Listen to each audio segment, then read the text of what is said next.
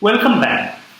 So we have been studying how to count, or we have been dealing with the subject of combinatorics.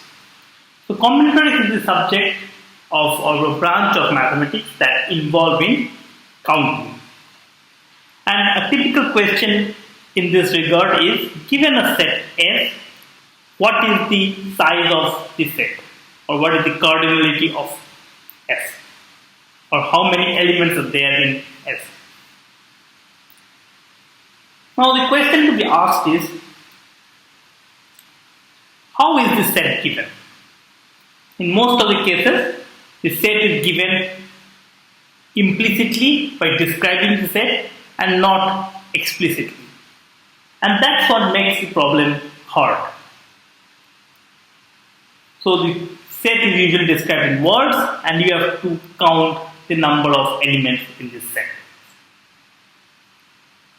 So for example, one can ask how many elements of a universe set satisfy a certain set of conditions. Or equivalently, we can ask things like how many ways can you draw an element from the universe such that the element satisfies certain set of conditions. So these are both counting problems and these are equivalent questions. And these are the kind of questions that we would like to answer in the subject of combinatorics. So here are some examples that we discussed last class, but let me repeat it all over again. So how many n-digit numbers are there where there are no consecutive digits are sent? Similarly, the next question is, how many functions are there from the set 1 to n to 1 to k that are non-decreasing? That means if x is less than y, then f of x is less than or equal to f of y. Or how many ways can you distribute n identical toffees among k kids? And the last one is, how many strings of length n, how many 0-1 strings of length n are there which doesn't have any consecutive 0. So these are some of the problems that we should keep in our mind, and we have been looking at some of the general theories of attacking counting problems. Now, while we can do a lot of theories about counting problems, one thing to remember always is that each problem is unique and each has to be solved applying a technique that fits it. So different problems require different techniques, and that you have to solve, that you have to find out yourself. Counting is in fact one of the most challenging subjects in mathematics. In fact, big names like Srinivasa Ramanujan spend a lot of his time solving problems in counting.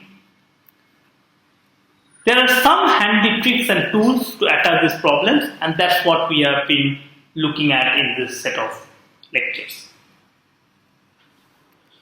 In the last video, we looked at the problem of how many ways can we select k objects from n objects.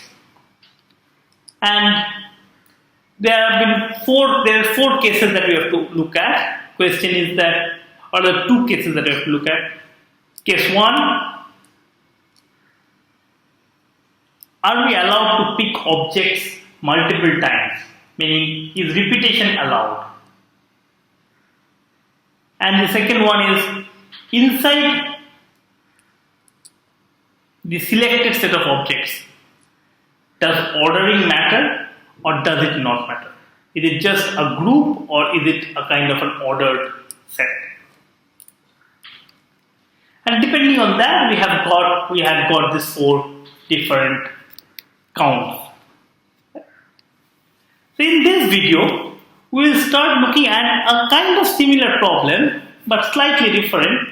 It's called the distribution problem, or in other words, how many ways can you distribute n balls in k bins, in k baskets. So you have say n balls and you have to distribute it in k baskets. Now just like last time, here there are few questions to be asked. First question, are the bins distinguishable or are they indistinguishable? Or in other words, is it like that, okay, I have the basket 1, basket 2, basket 3, basket 4, or are we just asking them to club some of the balls into groups? And I don't care which is group 1, which is group 2. Similarly, are the balls distinguishable or indistinguishable? Meaning, are all the balls same, identical? So it doesn't matter whether I put the first ball in the first basket or the second ball in the first basket. As long as one of the balls goes in the first basket, it's same. And in case the balls are distinguishable, then inside a particular bin, does the order matter or not?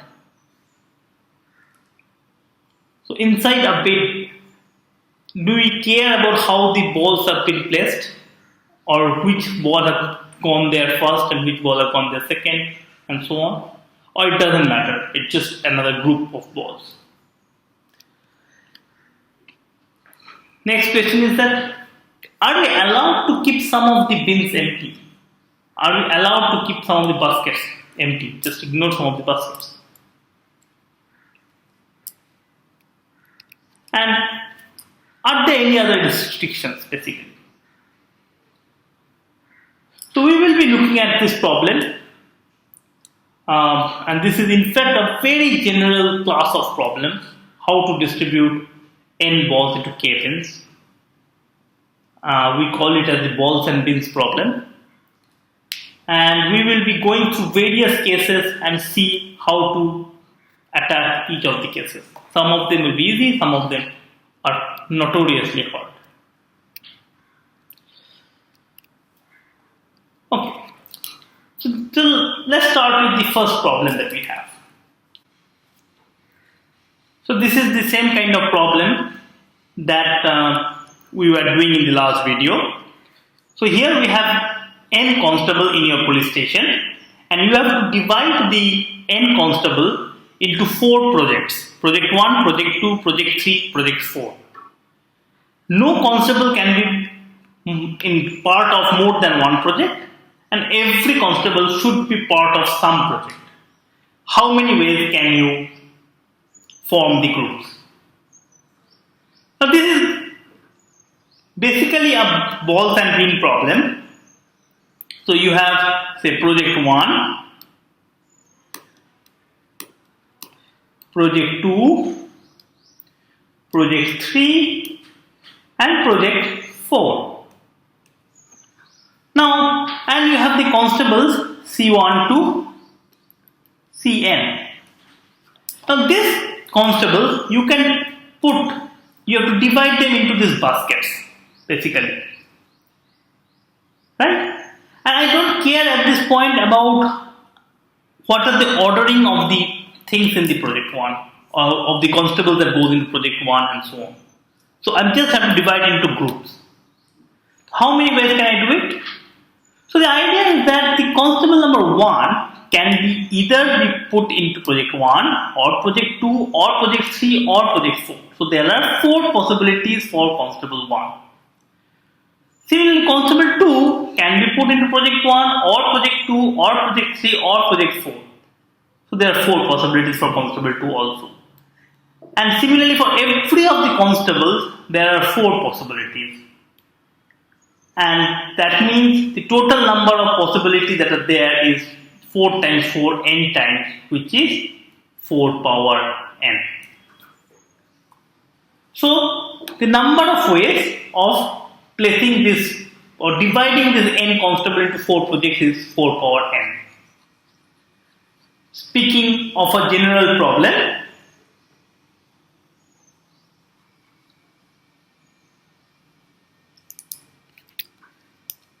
if you have n distinguishable balls, now distinguishable balls, what do I mean by distinguishable balls? Means the balls are different, like in the constable. Constable 1 is different from constable 2, right? and you have K labeled beans, meaning project 1, project 2, project 3, project 4. Constable 1 going to project 1 is different from constable 1 going to project 2. Right? And I don't care about the ordering inside the beans. So in that case, the total number of ways of placing n balls into K bins by the same argument, the first ball can go to any of the K bins, second ball can go any of the K bins, third ball can go to any of the K bins. So all total it is K power n. Now a couple of things to note here. It is very much possible that if say I have these 4 buckets and I have this n constables and I might also put all of the constables into one basket and none in the other basket. This is a valid possibility. So that means it is possible that some of the bins are left empty. The problem as such doesn't stop us, doesn't restrict us from doing so we are fine, but this is something to note that in this particular way of dividing it, the bins can remain empty.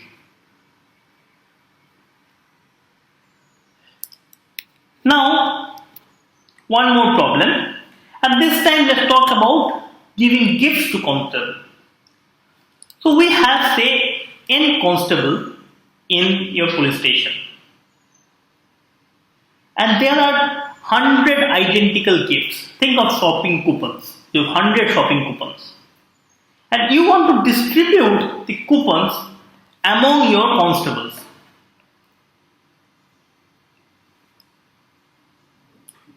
A constable can get any number of coupons, and a constable may or may not get a coupon also. How many ways can you give a coupon? Now this is very similar to the technique here that we will apply is very similar to the one that we applied when we talked about choosing K percents from n, from a group of size n, where repetitions are allowed and ordering matters.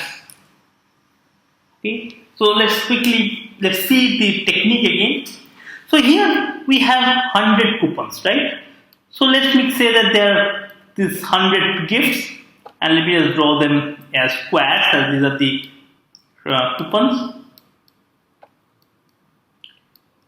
Now all of these coupons are identical, so it doesn't matter how I place them. So we lay the coupons in a straight line, and now we have to decide how to divide the coupons among the n constables. So one thing that we can do, or let's think what we would do naturally.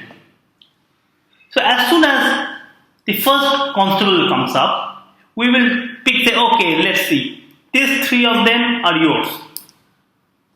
The next constable comes, we said, okay, these 2 of them now are yours.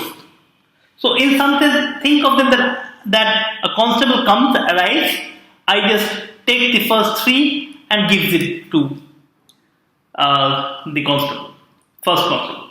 Then I'm left with things from here to here. So the next constable comes, I again say, okay, everything here are yours. The next constable comes and says, okay, everything, these 3 of them are yours. The fourth constable comes, okay, I don't like you, I don't give you any coupon. So I will say, okay, so here is your bar. Right? So what am I doing? So in other words, I am basically placing some kind of bars between these coupons. So there are 100 coupons.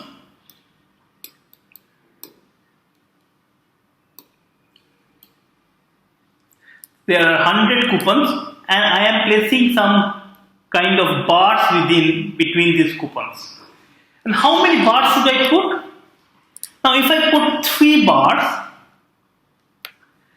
or 4 bars, I say that everything left of it goes to constable 1. Everything between these two bars goes to constable 2. Everything between this one goes to constable 3. Everything between this two goes to constable 4. And everything right of this goes to constable 5. It's like walls we are creating, right? So 4 walls basically is a way of dividing the coupons into 5 constables. Similarly, if I have n constables, I can use n minus 1 walls like this, and I can place these walls anywhere I want, right? So any placement of the squares and bars give me a partition of this n identical gifts into the partition of 100 identical gifts into n constable. For example, if say I look at an ordering, so say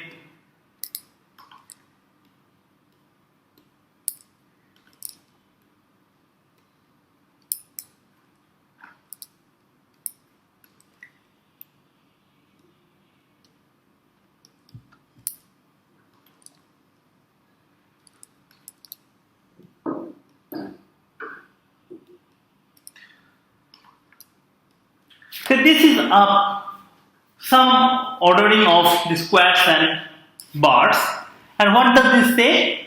This says that constable 1 gets 2 coupons, constable 2 gets, of course there is nothing here, 0 coupons, constable 3 gets 0 coupons, constable 4 gets 2 coupons, constable 5 gets 4 coupons, constable 6 gets 3 coupons, and constable 7 gets 0 coupons. So this is a way of distributing these 11 coupons into 7 constables. So in other words, what we are talking about is that every distribution of this this 100 identical objects into n constables can be represented as an ordering of 100 squares and n minus 1 bars. Right, n minus 1 balls, and any ordering of this 100 squares and n minus 1 walls gives me a distribution of 100 coupons to n constables. So the answer to this question of how many ways can we distribute 100 coupons to n constable is basically the number of ways we can order 100 squares and n minus 1 bars.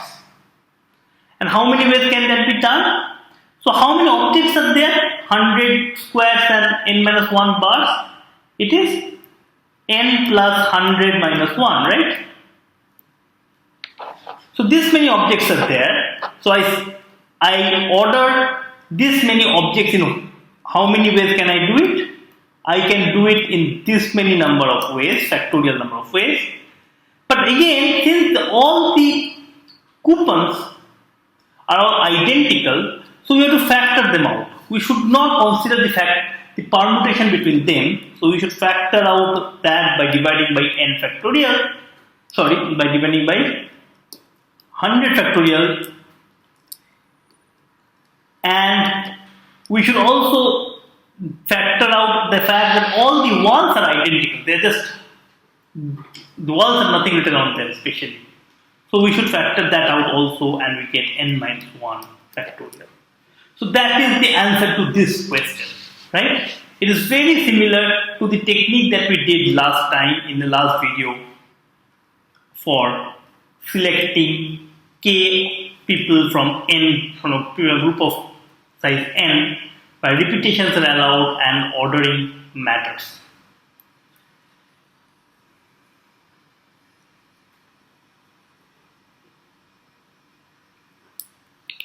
So in general, what we are talking about here, if you have n indistinguishable balls and k labeled beans, now they are labeled beans because once we are doing this kind of parts, I have labels, right? This goes to bin number 1, this goes to bin number 2.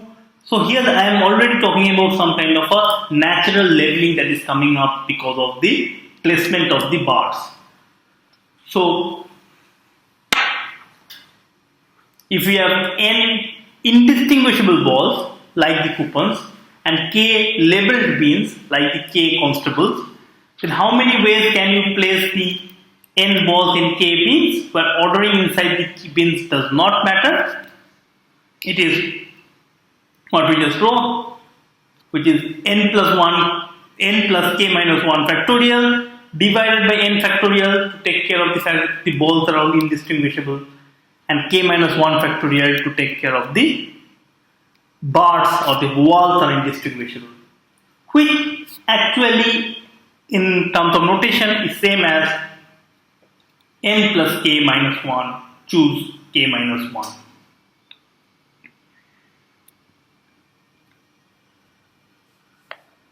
Okay. Note here that since two walls can be next to each other, so there can be a possibility that a bin remains completely empty. Now what happens if we add the constraint that every constable must get at least one coupon? Now there are two ways of doing this whole thing. Okay, two ways of calculating it. Number one thing is that you can first give all the n constables one coupon each, right? So in that case I will be left with 100 minus n coupons, and now divide this n coupons in whatever way we want among the n minus 1 constables, which is by the earlier rule, this factorial by n minus 1 factorial times 100 minus n factorial, or which does come down to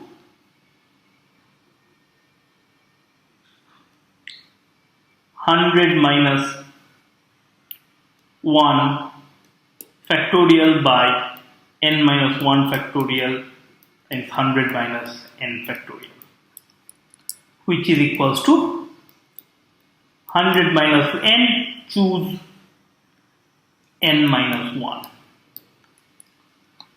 Right? So this is idea is that just give one coupon to all the constables to start with. So everybody now has at least one coupon. And whatever is rest, divide among the constables in whatever way you want, and which is this many number of ways. Now there is one other way of solving the same or reaching the same answer. It is like these bars and like the walls and coupons problem. Again we lay out the coupons in a straight line, and again we have to basically put up n minus 1 horizontal bars, vertical bars. But where do we put them up? Since we cannot put two of the vertical bars next to each other, so that means between any gap between these two consecutive coupons, there can be at most one horizontal bar, right? So this n minus 1 horizontal bars should be placed among this set of all the possible positions. How many positions are there? How many gaps are there between two consecutive coupons? Since there are 100 coupons, the number of positions between the coupons is 100 minus 1. I can choose any n minus 1 of them and place the bars there, and I get a permit.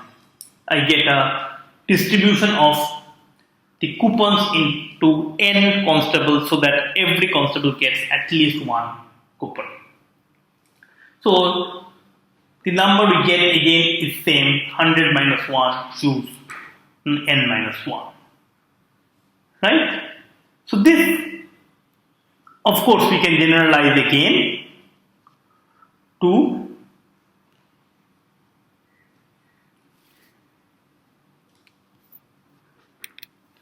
that if we have n indistinguishable balls and k labeled beans, how many ways can we place the n balls in k beans when ordering in the beans does not matter, but no beans can remain empty? It is arrange the balls in a straight line. There are n minus 1 gaps between them. How many ways can you place the k minus 1 walls between among these n minus 1 spaces, which is n minus 1, choose k minus 1.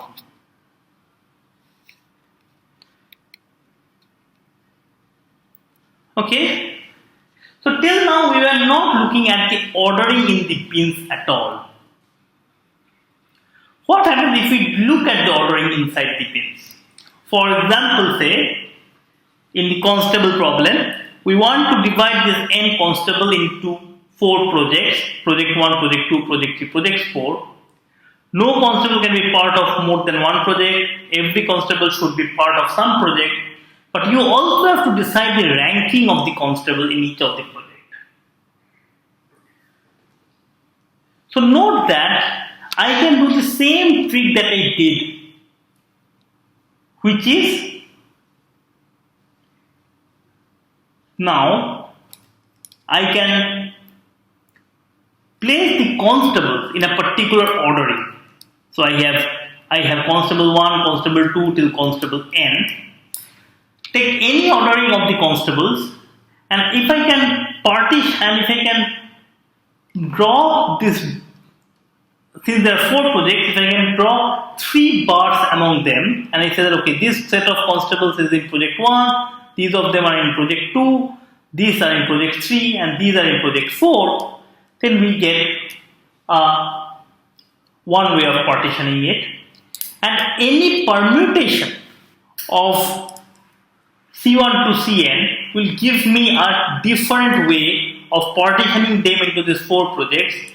And clearly, for example, C1, C2 and this thing is different as C2, C1 and this thing. So a different permutation gives me a different, although the groups might be same, but different ordering,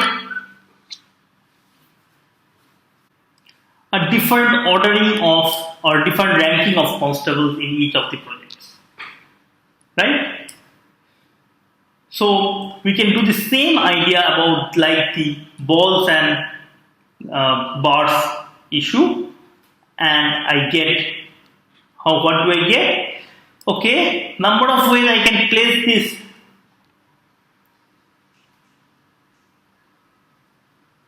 So I have the n constables and I have 3 bars. So I have n plus 3 objects. I factorize them. These are the number of ways I can just order them. And I just have to just take care of the fact that the 3 bars are identical. The 3 bars are just 3 objects. I should not differentiate between them. But I don't need to divide by n factorial because every different ordering of the constable gives me a different way of putting the constables in different projects and different ranking. So generalizing this, we have, if we have n distinguishable balls and k labeled beans, then the number of ways we can place n balls in k beans when ordering inside the beans matter. is just n plus k minus 1 factorial divided by k minus 1 factorial. Okay, so we have seen quite different versions of them, different versions of distributing n balls into k bins. So till now what we have seen is that if the items are indistinguishable and bins are labeled, we know how to solve it, which is n plus k minus 1 choose k minus 1 when they can be empty. And when bins are labeled and they cannot be empty, then I have n minus 1 choose k minus 1. When the items are distinguishable and ordering inside the bins doesn't matter, in that case, when the bins are empty, can be empty, then the total number is k power n, whereas otherwise we just now saw it is n plus k minus 1 factorial by k minus 1 factorial. As you can see in this diagram, at least two of the boxes are left empty. Namely, what happens when the items are distinguishable and ordering inside the bins does not matter, but the bins cannot be empty. And similarly, the ordering inside the bins matters, but the bins cannot be empty. There are three more things that also, which are the fact that what happens if the bins are unlabeled, which what happens when I am not at all interested in the labeling of the bins, but I just want to know how many groups in which you can form it. So we have left with 5 options, 5 places to solve, and we will continue with our understanding of trying to solve this particular matrix in the next class. Thank you.